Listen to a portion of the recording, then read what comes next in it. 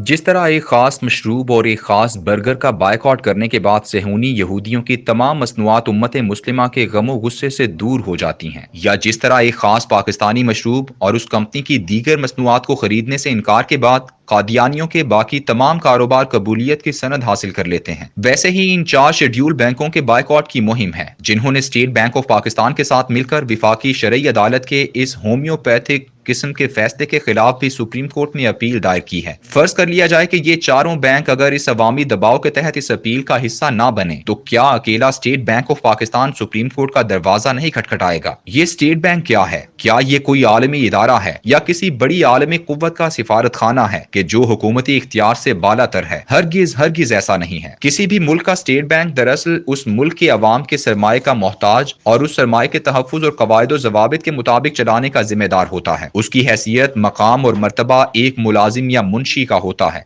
जो अवाम के मुंतखब नुमाइंदों या कानूनी हुकूमत की ख्वाहिशात और हिदायत के मुताबिक मिनो अन अमल करता है। ये ना अपने तौर पर कोई कर्ज ले सकता है और ना अपने तौर पर किसी कर्ज की किस्त अदा कर सकता है। इसका काम मुल्क में मौजूद वसाइल और मजमुई पैदावार, जिसे good will of the country कहते हैं, के मुताबिक नोट छापना है। लेकिन अगर तरक्याती कामों या इंतजामी जरूरियात के लिए हुकूमत को ज्यादा नोट भी छापना पड़े, तो ये हुकूमती हिदायत से इनकार नहीं कर सकता, चाहे कानूनी तौर पर कितना ही आजाद या खुद मुख्तार ही क्यों ना बना दिया जाए। ये आईने पाकिस्तान के तहत कायम शुदा एक इदारा है और ये the state bank of Pakistan act 1956 के मुताबिक काम करता है। ये विफाकी हुकूमत का एक झेली इदारा है, जिसके एक्ट में पार्लियामेंट अपनी सादा अक्सरियत के साथ जिस वक्त और जो चाहे तरमीम कर सकती है। किसी गवर्नर स्टेट बैंक को किसी भी पॉलिसी मामले में फैसला करने का अपने तौर पर कोई इख्तियार हासिल नहीं। ये सिर्फ शरअ तबादला की पॉलिसी बना सकता है, जिसकी मंजूरी भी विफाकी हुकूमत ने देना होती है। इस ममलकत खुदादाद पाकिस्तान के तमाम commercial bank, Islamic commercial bank, मुआशी इदारे,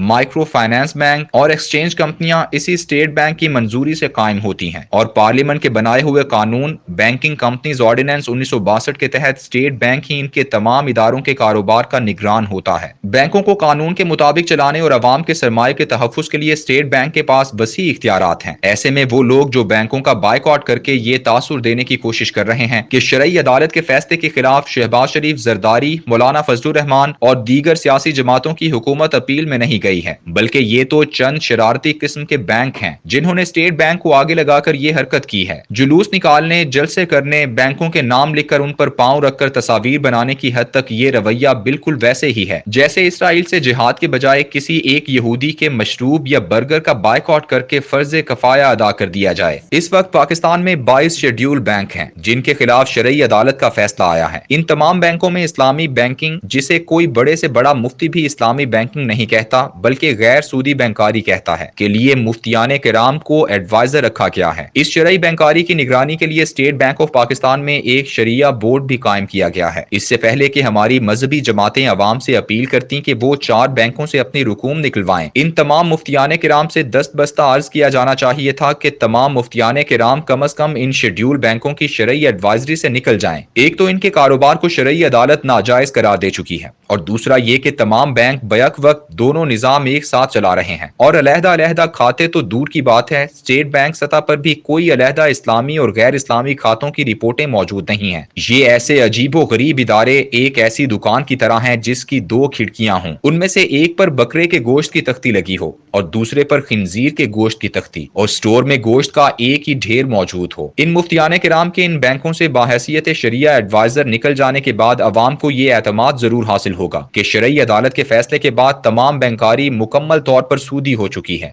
वो अगर इसमें सरमाया रखेंगे भी तो एक कराहत और नफरत के साथ। दुनिया भर के आलमी सूदी मालियाती निजाम को इस्लामी गिलाफ पहनाने का जो काम कई दिहाइयों से जारी था, अब इस्लामी बैंकारी के नाम से एक तनावर दरख्त बन चुका है। ये अलग बात है कि बैंकारी अपने मकासद और अमल दोनों लिहाज से एक बड़े निजाम जिंदगी के एक पुर्जे की हैसियत रखती है, इसलिए कि इसको मौजूदा शक्ल में मुसलमान बनाना मुमकिन नहीं है। यही वजह है कि दुनिया भर में राय जब तक कि इस्लामी बैंकारी को बड़े से बड़ा मुफ्ती भी इस्लामी नहीं बल्कि गैर सूदी बैंकारी कहता है। पाकिस्तान की पार्लियामेंट में इस वक्त जो हुकूमत है वो लातादाद बैसाखियों पर खड़ी है, जिनमें से एक बैसाखी उन 15 उलमाए किराम की है जो जमीयत उलमाए इस्लाम मौलाना फजलुर रहमान ग्रुप से ताल्लुक रखते हैं। इन 15 उलमाए किराम में से अगर सिर्फ 3 भी हुकूमत छोड़ जाएं तो हुकूमत धड़ाम से गिर जाती है। पार्टी अगर नहीं भी छोड़ना चाहती तो ये तीनों इस्तीफा देकर घर चले जाएं।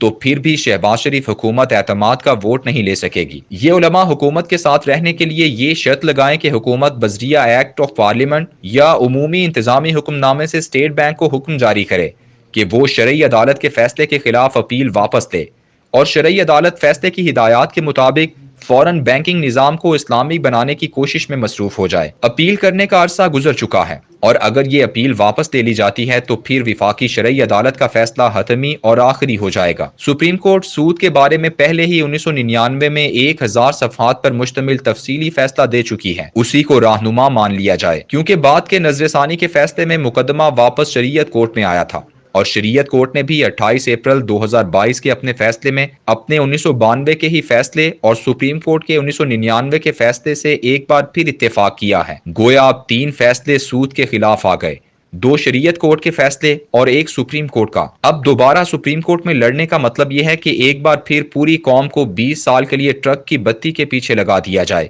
بینکوں کا نہیں، اس پارلیمنٹ اور حکومت کا بائیکاٹ کرو جس کے تحت یہ بینک چلتے ہیں۔